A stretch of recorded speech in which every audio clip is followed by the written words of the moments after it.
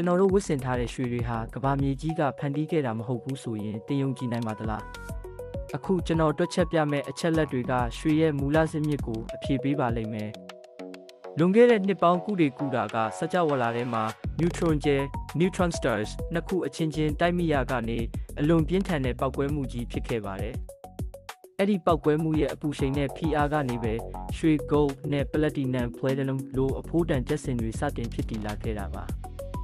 ဒီရွှေမုံမွားတွေဟာအာကာသထဲမှာဖုံမုတ်တွေအဖြစ်နှစ်တန်းပေါင်းများစွာပြန့်နှံ့နေခဲ့ပါတယ်လွန်ခဲ့တဲ့နှစ်တန်းပေါင်းလေးတူည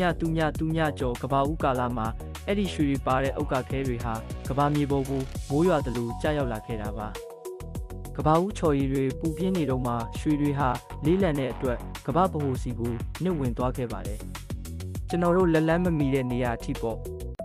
ဒါပေမဲ့နောက်ပိုင်းမှာကြားရောက်လာတဲ့ဥက္ကခဲတွေကတော့ကဘာအပေါ်ရန်လွန်မှာပဲကျန်ခဲ့ပါတယ်